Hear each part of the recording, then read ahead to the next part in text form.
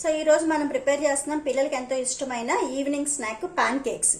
So ఇవి చాలా తొందరగా తయారు చేసి పిల్లలకి పెట్టచ్చు. సో ఇందులో ఎగ్, షుగర్ ఇవన్నీ ఉంటుంది కాబట్టి పిల్లలకి కొంచెం ఇష్టంగా తింటారు. సో వీటి తయారు చేసుకోవడానికి కావాల్సిన పదార్థాలు ఇప్పుడు నేను చెప్తాను.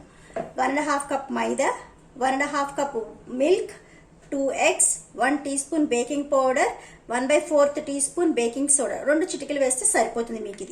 ఇది 1/4 cup sugar. So approximately 4 table spoons sugar తీసుకుంటే సరిపోతుంది. మనకి ఇంత తక్కువ ఇంగ్రీడియంట్స్ తోటి మనము వీటిని తయారు చేసుకొని చూపించవచ్చు. So 1 teaspoon vanilla essence. So egg smell cut చేయడానికి మనం ఇప్పుడు ఇక్కడ వెనిలా ఎసెన్స్ వాడుతున్నాము. సో మీరు వెనిలా ఎసెన్స్ ప్లేస్లో మీకు ఇంకా ఏ ఎసెన్స్ ఉన్న పైనాపిల్ ఎసెన్స్ కానీ మిక్స్డ్ ఫ్రూట్ కానీ మీ పిల్లలకి ఏది ఇష్టమైతే మీరు అది యాడ్ చేసుకోవచ్చు. సో ఇప్పుడు తయారు చేసే విధానం చూపిస్తాను నేను మీకు ఇప్పుడు. సో మనం ఫస్ట్ ఒక బౌల్ తీసుకొని పెద్దది, ఇందులో 2 eggs, sugar and 1 teaspoon vanilla essence. ఈ 3 ఇంగ్రీడియంట్స్ని షుగర్ మెల్ట్ అయ్యే వరకు మనం బాగా కలపాలి.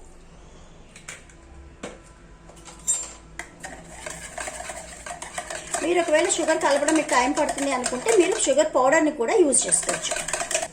సో మనకి ఇప్పుడు షుగర్ కొంచెం లైట్గా మెల్ట్ అయింది. దీంట్లో నేను అప్రాక్సిమేట్లీ 1 కప్పు వరకు ఫస్ట్ మిల్క్ పోస్తున్నాను. మిల్క్ ఎట్ ఏ టైం పోయకుండా మనం కొంచెం కొంచెంగా యాడ్ చేసుకుందాం. బ్యాటర్ కన్సిస్టెన్సీని చూసి మనకి మళ్ళీ అవసరమైనప్పుడు మనం మిల్క్ యాడ్ చేసుకుందాం. సో ఒకసారి ఇది కూడా కలిసిన తర్వాత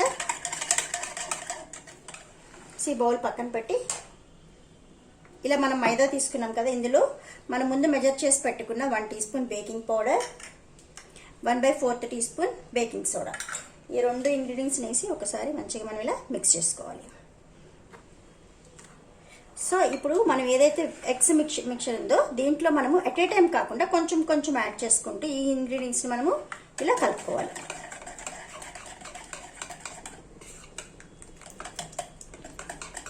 సో లమ్స్ ఏమీ ఫామ్ అవ్వకుండా జాగ్రత్తగా మనం దీన్ని మిక్స్ చేసుకోవాలి.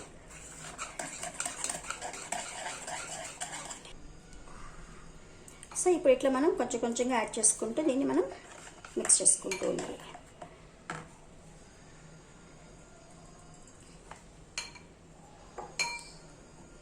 సో ఈ పిండి అంతా ఒకసారి మిక్స్ చేసిన తర్వాత ఈ బ్యాటర్ కన్సిస్టెన్సీ మనకి దోశ బ్యాటర్ కన్సిస్టెన్సీ లాగా ఉండాలి, చాలా థిక్గా ఉండకూడదు మనకి. సో ఇది బ్యాటర్ నాకు కొంచెం థిక్గా ఉంది. సో నేను ఇప్పుడు రిమైనింగ్ మిల్క్ మళ్ళీ నేను యాడ్ చేస్తున్నాను. సో మనకి బ్యాటర్ కన్సిస్టెన్సీ ఇలా ఉండాలి. సో చాలా థిక్గా ఉండకూడదు, చాలా రన్నీగా ఉండకుండా ఇలా కొంచెం మీడియం థిక్నెస్లో ఉండాలి. సో ఇక్కడ మనం ఒక నాన్ స్టిక్ ప్యాన్ తీసుకున్నాము. సో ఇక్కడ నేను జస్ట్ ఒక ఫ్యూ డ్రాప్స్ ఆయిల్ అప్లై చేస్తున్నాను. సో ఈ ప్లేస్లో మీరు బటర్ కూడా అప్లై చేసుకోవచ్చు. ఏమి అప్లై చేసుకోకపోయినా కూడా మనకి పాన్ కేక్స్ నీట్గా వస్తాయి.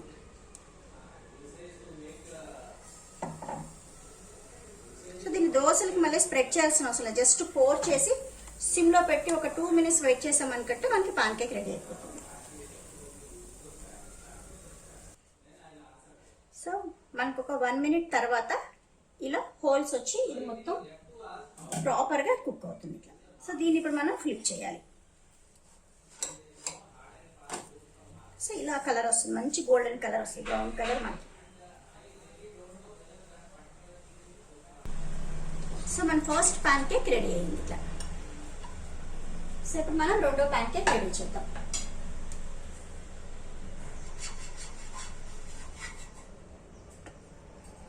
పాన్ కేక్స్ కాల్చుకునేటప్పుడు ఫ్లేమ్ మీడియం ఫ్లేమ్లో ఉండాలి, లో టు మీడియం మధ్యలో ఉంటే మనకి పర్ఫెక్ట్గా కుక్ అవుతాయి. సో మనం ఇలా మూత పెట్టి కుక్ చేసుకున్నామంటే తొందరగా ఫాస్ట్గా కుక్ అవుతుంది ఇట్లా మనకి.